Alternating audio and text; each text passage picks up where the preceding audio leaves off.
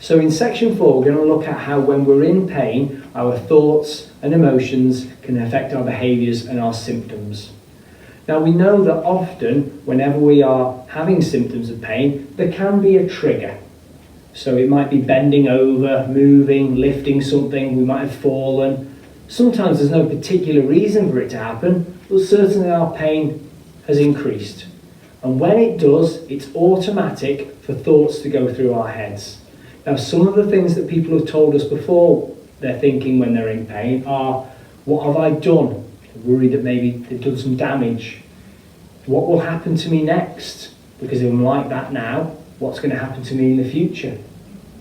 Maybe you feel that you'll never get better. It's been here a long time and it feels like it's getting worse. And you might feel, I'm useless. I can't do the things that I used to do. And now something like tripping over or bending has made me a lot worse. Now, when we have these, what we call negative automatic thoughts, they lead to a set of emotions. Now, these will vary from person to person and they'll vary from situation to situation. But again, some of the common ones that people tell us are feeling frustrated, fed up, angry, upset. You might feel down, and people even describe being depressed. Other people will be worried. Now, when we're having negative thoughts, and we're having what are generally classed as negative emotions, we'll often have a physical response. Now, sometimes, if we're feeling this way, you might get really, really tense. You might feel, because you're in a lot of pain, your heart's racing. You might even get sweaty and clammy, or you might even find yourself shaking.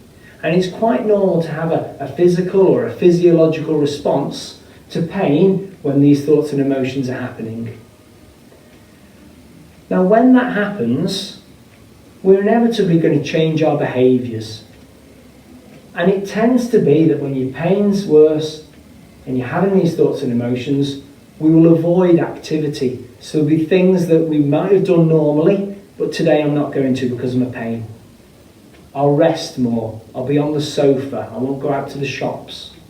It could be that you withdraw. So I'm not going to see my friends and family, or I'm not going to go into work today. Now, this is really, really common. And what we're looking at this week is saying, well, if we've got a trigger that's led to an increase in pain, if we were to change our thoughts, has that got an impact on what our behaviours are? So we've got the same trigger, we've bent over, we've moved, and we're feeling more pain. If our thought was going to be different, so maybe you think, I'm going to be okay. This has happened to me before, and I've recovered in the past, and I know I will again.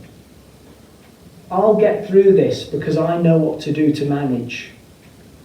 With these more balanced thoughts, you'll probably find that your emotions are less worried and frustrated. People report that they feel calmer with a more balanced thought. And if you are feeling calmer, that physical response that we mentioned earlier will probably be different. So for instance, people feel a little bit more relaxed. You're not quite as tense. And your breathing, which might have been really difficult and you're feeling really tense, will be a lot calmer, relaxed and easier. Now, when we're feeling physically easier, we notice that our behaviours won't be so much to withdraw. So instead of completely stopping doing things, we might just modify the way we go about them. So instead of not doing any housework, we might just do small amounts. Or instead of not going to work, we might just modify what we actually do when we get there. Hopefully you'll rest less, so therefore you're not on the sofa all day or in bed. And you'll feel more like wanting to be social. You'll meet up with friends and family, and of course then, because you're doing more activities, you're less noticing, thinking and worrying about the pain.